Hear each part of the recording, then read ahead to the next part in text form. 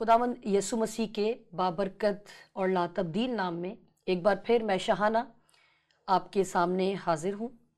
और आज इस प्रोग्राम में नाजरीन जो एक नया सिलसिला पहले मैं कुछ आपसे शेयर करना चाहूँगी, उसके बाद फिर मैं आपको अपने प्रोग्राम का नाम बताना चाहूँगी। हर मज़हब में किसी न किसी हस्ती की इबादत की जाती है। इसी बिना पर उनकी इबादत को मुख्तलिफ नाम दिए जाते हैं। इसी हवाले से आज के इस प्रोग्राम में हमने अपनी guest speaker sister ester server को मदऊ किया है। ये एक मुकम्मल सीरीज़ के तौर पर आपके सामने पेश करने की कोशिश करेंगे और हमें उम्मीद है नाजरीन कि आप हर सीरीज़ को, हर एपिसोड को बाकायदगी के साथ और बड़ी तवज्जो के साथ और लगन के साथ सीखने की कोशिश करेंगे। आएँ अपनी स्पीकर को, अपनी गेस्ट को वेलकम करते हैं। जी sister. Thank you so much, आपने मुझे दोबारा से अपने प्रोग्राम में बुलाया।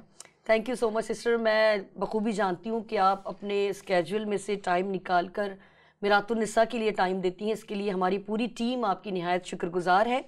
और इसी के साथ सिस्टर मैं आज का टॉपिक भी बताती चलूँ अपने नाजरीन को। आप तो जानती हैं, मगर जो मेरे नाजरीन देख रहे हैं, आज इस सिलसिले की पहली कड़ी है नाजरीन। और इस इबादत के जो हमने सीरीज़ का इंतखाब किया है, इस सीरीज़ का नाम है मसीही इबादत और बाइबल के मज़ामीर। मगर आज जो टॉपिक हम आपके साथ शेयर करेंगे, इबादत के मायने और मफ़हूम। इसी हवाले से सिस्टर से मैं जानना चाहूँगी कि सिस्टर इबादत के मायने और मफ़हूम बताएं, या फिर ये एक्सप्लेन करें कि इबादत आखिर है क्या। लफ्ज़ी तौर पर इबादत के माने हैं ताज़ीम और तकरीम करना, किसी की पूजा करना, प्रस्तिश करना, देवता मान लेना। ताहम लफ्ज़ इबादत की तशरीह ज़रा मुश्किल काम है, क्योंकि ये तर्ज़ फ़िक्र और अमल दोनों पर मुश्तमिल है, और इबादत की मौजू और मुनासिब तशरीह दोहरी समझी जाती है, क्योंकि इबादत एक तस्वुर के साथ साथ रिश्ता भी है। रॉबर्ट शेपर्ड के मुताबिक इबादत मोहब्बत की तरह से है। इसकी वजाहत के लिए हम बहुत सारा वक्त और जहनी तवानाई सर्फ कर सकते हैं, लेकिन इस तजर्बे में से, इस अमल में से गुजरे बगैर इसको समझ नहीं सकते, जिसको हम जान नहीं सकते। जॉन हसल एक राइटर हैं, क्रिश्चियन राइटर हैं। वो बयान करते हैं कि इबादत खुदा और उसके लोगों की मुलाकात है। इबादत को खुदा के साथ गुफ्तगू करने से भी वो ताबीर करते हैं, लेकिन जब हम इबादत को मुलाकात या गुफ्तगू के तौर पर लेते हैं तो इस तरह से खालिक और मखलूक दोनों का मर्तबा यकसां हो जाता है। जो बयानात अभी मैंने आपको बताए हैं मुख्तलिफ राइटर्स के, इनके ज़रिए से अगर हम देखते हैं तो इबादत का इतलाक़ जो है वो ताल्लुक़ या तजर्बे और जो यकीन करदा तसव्वुरात हैं, यानी किसी भी हस्ती को जिसके साथ हम अपना ताल्लुक़ जोड़ना चाहते हैं, उसके लिए हमारे जहन में जो तसव्वुर उभरता है वो उस तजर्बे में से गुज़र कर ही हम जान सकते हैं। इस लिहाज से मैं कहूँगी कि बाज़ाब्ता इबादत की जो तशरीह है वो लफ्ज़ों के जाल में कहीं खो सी गई है। और इन बयानात की मुनासबत से अगर हम देखें तो हम कोई भी हतमी नतीजा अख्ज़ नहीं कर सकते कि इबादत क्या है। इस लिहाज से मैं फिर से एक राइटर को कोट करना चाहूँगी जो मसीह ईमान के मुताबिक इबादत की तारीफ़ बयान करते हैं, और शायद ये हमारे सवाल का एक मुनासिब जवाब भी हो सकता है। इबादत उस ताल्लुक़ का इजहार है जो खुदा बाप ने खुद को और अपनी मोहब्बत को यसु मसीह में रूहुल कुद्स के मुहैया करदा फ़ज़ल में ज़ाहिर किया है, जिसका जवाब हम शुक्रगुजारी और फर्माबरदारी के ज़रिए देते हैं। तो इस तारीफ़ के मुताबिक और मसीह ईमान के मुताबिक हमें चाहिए कि हम रॉबर्ट शेपर्ड की इस वजाहत को जहन में रखें, और ये जहन में रखें कि इबादत यकसां तौर पर सादा और पेचीदा ताल्लुक़ का इजहार है। यहाँ पर नाजरीन, जब सिस्टर एस्टर बड़ी खूबसूरती के साथ इबादत के मायने और मफ़हूम समझा रही थी, तो मेरे जहन में तमाम मज़ाहिब के जो हमारे बहन भाई हैं, मुख्तलिफ़ मज़ाहिब से जिनका ताल्लुक़ है, मेरे जहन में वो सारी वीडियोस, क्योंकि हम सब मीडिया के लोग हैं और कभी ना कभी फ़ारिग औक़ात में टीवी भी देख लेते हैं, तो मेरे जहन में वो सारी उनकी इबादत के तरीक़े आ रहे थे। और मैं यही सोच रही थी कि अगर हम हिंदू भाइयों की बात करें तो जब वो इबादत कर रहे होते हैं, पूजा कर रहे होते हैं अपने मंदिर में, हम अक्सर मूवीज़ में देख रहे होते हैं, तो वो इस कदर मगन होते हैं, इस कदर खोए होते हैं कि उन्हें इर्द गिर्द का होश नहीं होता। और मैं ये समझती हूँ कि इबादत का जो सही हकीकी मायने है वो ये है कि आप अपने इर्द गिर्द से जो है वो बेगाना हो जाएं اور اپنے خدا کے ساتھ آپ کا رابطہ اس قدر مضبوط اور اس قدر پائیدار ہو کہ اگر آپ کے آس پاس ایک جنگ بھی جاری ہو تو آپ کو اس کی آواز آپ کے کانوں میں نہ آئے. ایک بار میں کوئی ایک مووی دیکھ رہی تھی تو وہ آئی تھنک چائنیز ہوتے ہیں یا جیپنیز ہوتے ہیں, وہ ایک آسن کچھ کر رہے ہوتے ہیں بیٹھ کے, تو ان کے آس پاس اور اس قدر شور اور لڑائی تھی, مگر انہوں نے اپنا جو وہ ایک کانٹیکٹ خدا کے ساتھ جوڑا ہوا تھا اس میں انہوں نے خلل آنے نہ دیا. بالکل. اور میں یہ سمجھتی ہوں کہ یہ آپ کے اپنے ارادہ ہوتا ہے, آپ کی اپنی جو ہے یہ صلاحیت ہوتی ہے کہ آپ اپنا دل کس طور پر خدا کے ساتھ لگاتے ہیں. بالکل. دنیاوی لحاظ سے بھی آپ دیکھیں کہ جب انسان اپنے کسی کام میں بہت زیادہ محو ہو جاتا ہے تو وہ ارد گرد سے بیگانہ ہو جاتا ہے. تو اگر ہم خدا کے ساتھ اپنی اس ایسی ہستی کے ساتھ جو کہ ہمارا خالق بھی ہے جب ہم اپنی لو لگاتے ہیں تو پھر تو ہمیں یقیناً ارادتاً بھی یہ کرنا چاہیے. اور میں یہ سمجھتی ہوں کہ اگر بچے کسی کام میں اس قدر مگن ہوں, انہیں ارد گرد کا ہوش نہ ہو, ماما یا ڈیڈا ان کو آواز دے رہے ہوں, آواز نہ آئے, کن خیالوں میں گم تھے, ایسا کیا کام کر رہے تھے, تو وہ جو انٹرسٹ آپ کا ہوتا ہے نا, آپ اس میں اس قدر گم ہو جاتے ہیں. یقیناً بہت سارے میرے بھائی بھی اس بات سے متفق ہوں گے کہ ان کی وائف یا ان کی مائیں یا بہنیں جب آواز دیتی ہیں تو وہ ٹی وی میں یا میچ میں اس قدر گم ہوئے ہوئے ہوتے ہیں, انہیں کوئی آواز نہیں آتی. تو یہ آپ کا اپنا ارادہ ہوتا ہے کہ آپ کی عبادت کس طور پر ہے. بہت ہی خوبصورت طریقے سے سسٹر آپ نے پہلے سوال کا جواب دیا. اسی کے ساتھ میں آپ سے دوسرا سوال کرنا چاہوں گی کہ عبادت کی اساس و بنیاد کیا ہے؟ جیسا کہ میں نے پہلے تعریف میں بیان کیا کہ جب ہم کسی ہستی کو دیوتا مان لیتے ہیں, اپنا خالق مان لیتے ہیں, اپنا مالک کل مان لیتے ہیں, تو پھر ہم اس کے جو کام وہ ہمارے لیے کرتے ہیں, جو ہمیں وہ چیزیں عطا کرتے ہیں, تو ہم اس لحاظ سے ان کی عبادت ایک طرح سے شکر گزاری کا بھی اظہار ہے.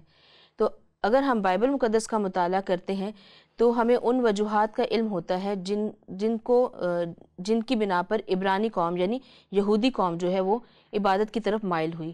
چونکہ ہم اگر مسیحیت کی طرف بھی آتے ہیں تو مسیحیت کی بنیاد بھی یہودیت ہی ہے ایک طرح سے, کیونکہ مسیح یسوع وہ یہودی قوم سے تھے, اور وہ پھر کفارہ جب انہوں نے دیا تو اس کفارے کی بنا پر, اس کفارے پر ایمان لانے کی بنا پر ہم مسیح یسوع میں جب شامل ہو جاتے ہیں تو ہم مسیح کہلاتے ہیں. کتاب مقدس کا یعنی بائبل مقدس کا بغور مطالعہ کرنے سے ہمیں عبرانی قوم کی یا یہودی قوم کی وہ اساس دکھائی دیتی ہے جس پر عہد عتیق کے عبادتی طریقہ کار کی عمارت کھڑی ہے, اور وہ اساس 3 حصوں پر مشتمل ہے. پہلا ہے اسرائیل کا خدا, یعنی جس قوم کو خدا نے چنا, خدا نے اس کو اپنے قوم ہونے کا ایک لقب دیا اور اسی بنا پر وہ خود بھی اسرائیل کا خدا کہلایا. دوسری اساس ہے اس عبادتی طریقہ کار کی مصر سے خروج, اسرائیلی قوم کا مصر سے نکلنا. اور تیسری بنیاد ہے عہد جو خدا نے بنی اسرائیل کے ساتھ باندھا تھا. اب میں چاہوں گی کہ میں باری باری تھوڑا سا ان کو تفصیلاً بیان کر دوں. جب بھی کسی سے پوچھا جاتا ہے کہ یہودیوں کی عبادت کی اساس کون ہے, تو جو لوگ کتاب مقدس کو پڑھتے ہیں, بائبل کو پڑھتے ہیں, وہ فوری طور پر صفحات پلٹتے ہوئے پیدائش کی کتاب میں یا خروج کی کتاب میں چلے جاتے ہیں, جہاں انہیں اعلیٰ عبرانی تعظیم و تکریم کی ایک اعلیٰ ہستی ملتی ہے, اور وہ اس کے بارے میں بتاتے ہیں, کیونکہ اسرائیل کا خدا متحرک خدا اور کلام کرنے والا خدا ہے, بے شک, جو انسانوں سے گفتگو کرتا رہا, ابھی بھی کرتا ہے, اور کئی طریقوں سے پرانے عہد نامے میں بھی اس نے اپنے آپ کو اپنے لوگوں پر ظاہر کیا. عموماً خدا نے اپنی حکمت کا اظہار عالم فطرت میں کیا ہے. خدا کی قدرت ہم دیکھتے ہیں دنیا کی خوبصورتی میں, دنیا کے عجائب میں, جو خدا نے دنیا تخلیق کی ہے اس میں ہمیں خدا کے عجائب, اس کی فطرت دکھائی دیتی ہے. تاریخ میں خدا اپنا اختیار قوموں پر واقعات کے ذریعے سے ظاہر کرتا رہا, جس کی سب سے بڑی مثال ہمیں کتاب مقدس میں خروج کی کتاب میں جو ملتی ہے وہ بنی اسرائیل قوم کا مصر سے خروج ہے. لیکن اس کے علاوہ کبھی کبھی خاص مکاشفہ کے ذریعے بھی خدا ظاہر ہوتا رہا ہے. مثلاً حضرت ابراہیم پر جب بیٹے کی نوید ان کو دی گئی تو خدا اپنے فرشتہ کی صورت میں ان کے ساتھ بیٹھ کر کھانا بھی کھایا, ایک انسانی شکل اختیار کر کے ان کے سامنے وہ ظاہر ہوئے. اور اسی طرح کوہ سینا پر جلتی ہوئی جھاڑی میں موسیٰ پر اپنی قدرت کا اظہار کیا. لیکن اس کے علاوہ کبھی کبھی خاص مکاشفات کے ذریعے بھی خدا نے اپنے آپ کو ظاہر کیا ہے, جس طرح حضرت ابراہیم پر جب ان کو بیٹے کی نوید دی گئی تو فرشتہ کی صورت میں ان پر ظاہر ہوئے. اور اس کے علاوہ حضرت موسیٰ پر بھی جلتی ہوئی جھاڑی میں جب وہ ظہور پذیر ہوئے تب بھی ہمیں ان کی قدرت دکھائی دیتی ہے. عہد عتیق کے ایام میں یعنی پرانے دور میں جب ہم دیکھتے ہیں تو زیادہ تر جو نام کسی بھی شخص کا ہوتا تھا تو وہ اس شخص کے کردار، اس کی ہستی، اس کے اختیار، اس کی شہرت کو ظاہر کیا کرتا تھا۔ اسرائیل کے خدا کا بنی نو پر اپنے ناموں کے ذریعے سے اپنے مقصد اور اپنی ہستی کو ظاہر کیا اور اپنے ناموں کو ذرائع ابلاغ کے طور پر استعمال کیا۔ میں چاہوں گی کہ میں خدا کے نام جو ہمیں کتاب مقدس میں یعنی بائبل مقدس میں ملتے ہیں تو ان کی تھوڑی سی تفصیل بھی بیان کر دوں۔ بالکل کیجیے۔ ان ناموں میں جو مشہور اور زیادہ استعمال ہونے والے نام ہیں میں مختصراً کروں گی تاکہ وقت کے مناسبت سے صرف اس نام کا معنی بتاؤں گی اور وہ کہاں استعمال ہوا اور کیا چیز وہ ظاہر کرتا ہے۔ تو ایل نام جو ہے وہ قدیم دنیا میں کسی بھی معبود کے لیے استعمال ہوا کرتا تھا، حتیٰ کہ کسی شبیہ کے لیے بھی جس کو کوئی بھی قوم اپنا خدا مان لیتی تھی تو اس کو بھی وہ ایل کا نام دیتے تھے، جبکہ بائبل مقدس میں ایل کا ترجمہ خدا کیا گیا ہے۔ یہ بائبل مقدس کی میں ایک آیت کوٹ کرنا چاہتی ہوں، استثنا کی کتاب میں کی 9ویں باب کی 9ویں آیت میں درج ہے، میں خداون تیرا خدا غیور خدا ہوں۔ اس میں 3 مختلف الفاظ خدا کے نام کے لیے استعمال ہوئے ہیں اور عبرانی میں ان تینوں کے مختلف معنی ہیں۔ پہلا جو ہے میں خداون، یہ بامعنی یاوے استعمال ہوا ہے۔ دوسرا تیرا خدا بامعنی الوہیم، اور تیسرا غیور خدا یہاں پر ایل کے معنوں میں استعمال ہوا ہے یعنی خدا کے طور پر۔ تو ابھی میں آگے چل کے ان 2 الفاظ کے بھی معنی آپ کو بتاتی ہوں۔ عبرانیوں میں ایل کا جو لفظ ہے وہ خدا پر اس کا اطلاق وہ لوگ اس کی قدرت اور اختیار کو ظاہر کرنے کے لیے کرتے تھے، یعنی خدا ایک ایسی ہستی ہے جو قدرت اور اختیار رکھتا ہے، اور ایسے خدا کو عبرانیوں نے ایل کا نام دیا تھا۔ الوہیم اعلیٰ اختیار رکھنے والا، ایل خداوند تعالیٰ، یہوہ اس لفظ کے معنی خداوند کے ہیں، اور عبرانی متن میں اس نام کو زبان پر نہیں لایا جاتا تھا، یعنی وہ اس کو اس قدر مقدس جانتے تھے کہ وہ اس نام کو استعمال نہیں کرتے تھے، یہوہ نام استعمال نہیں کرتے تھے، اس کی جگہ پر وہ یاوے نام استعمال کیا کرتے تھے۔ اور لکھتے وقت بھی جب کہیں بھی خدا کا ذکر آتا تھا تو اس نام کے تقدس کو برقرار رکھتے ہوئے وہ یاوے کے ساتھ ایڈونائی لفظ بھی استعمال کرتے تھے، یعنی میرا خداون۔ ایل شڈائی خدائے قادر مطلق، یہ نام خدا کی تخلیقی قدرت اور زندگی کو سنبھالنے کی جو اہلیت ہے اس کو پیش کرتا ہے۔ ایل اولام یعنی ابدی خدا، ایل روئی خدا کے علیم کل ہونے کو ظاہر کرتا ہے، ایسا خدا جو اپنے لوگوں کی ضرورتوں کو دیکھتا ہے اور ان کی خبر گیری کرتا ہے۔ ایل بریت عہد کا خدا، اور ایل الہ اسرائیل خدا یعنی اسرائیل کا خدا۔ اس کے علاوہ ہمیں عہد عتیق میں خدا کے مرکب نام بھی ملتے ہیں، یعنی یہوہ یری خداوند مہیا کرتا ہے، یہوہ رافع خداوند شافی ہے۔ اب آپ دیکھیں کہ جیسے میں نے پہلے بیان کیا کہ خداوند نے جو اپنے نام اپنے لوگوں پر ظاہر کیے یا لوگوں نے خداوند کو نام دیے تو یہ وہ نام ہے جو خدا نے ان کے لیے کام کیے ہیں۔ یہوہ نسی خداوند میرا جھنڈا، یہوہ شالوم خداوند تسلی و اطمینان ہے، یہوہ صدقینو خداوند ہماری صداقت ہے، یہوہ شامہ خداوند یہاں موجود ہے، یہوہ سباؤت لشکروں کا خدا رب الافواج۔ اور ان تمام ناموں سے ہمیں خدا کی شخصیت کا، اس کی قدرت کا، اس کے اختیار کا بخوبی اندازہ ہو جاتا ہے۔ یہ دوسری جو اساس ہے وہ مصر سے نکلنے کی ہے، مصر سے خروج یا جس کو ہم کہیں گے۔ ملک مصر سے اخراج بنی اسرائیل قوم کی تاریخ کا نقطہ آغاز ہے۔ بائبل میں بیان کردہ خروج کے اہم واقعات میں 10 آفات، بروں کا ذبح کیا جانا اور بحر کلزم کو پار کرنا شامل ہے، یعنی یہ اہم جو واقعات ہیں خروج کے وہ گنے جاتے ہیں۔ 10 آفات کا مقصد صرف خدا کو اپنی قدرت کو ظاہر کرنا نہیں تھا، یہ ایک الہیاتی عمل بھی تھا، کیونکہ خدا نے اپنی قدرت سے ملک مصر کے جو دیوتا تھے ان کو سزائیں دیں۔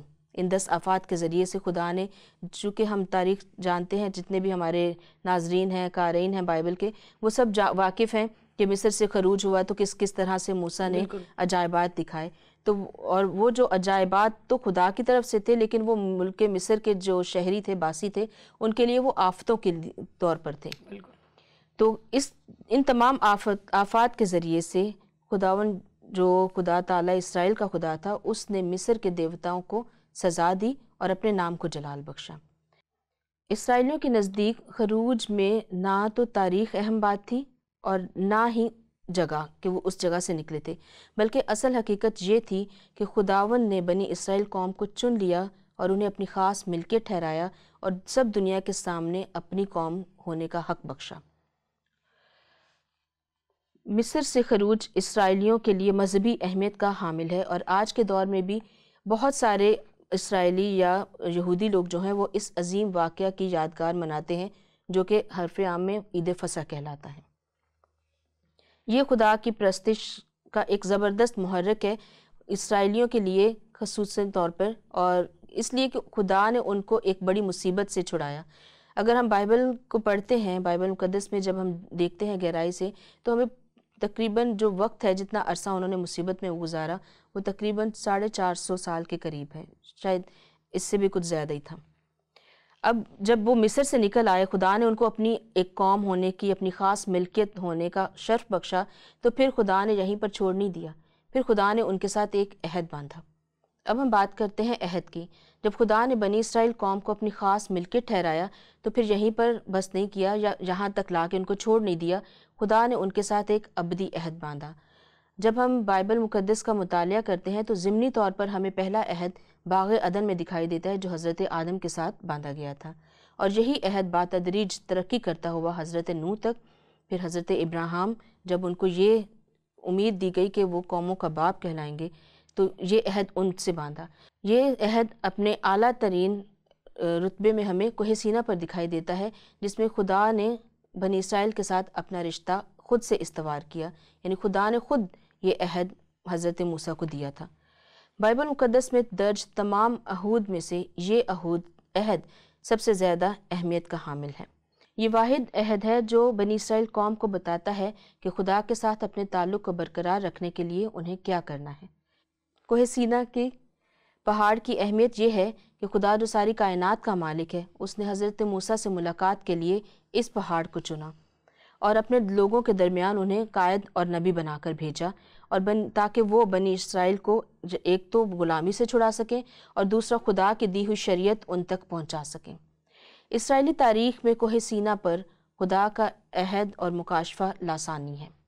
یہی وہ مقام ہے جہاں خدا نے اسرائیل کے ساتھ عہد باندھا اور اسے ایک الہی ریاست کے طور پر متعارف کروایا، یعنی خدا نے پوری دنیا کو یہ جتا دیا کہ اب یہ میری چنی ہوئی قوم ہے، اور اپنی قوم کے ساتھ جب خدا کے ساتھ ان کا رشتہ بن گیا تو وہ ایک الہی ریاست بن گئے۔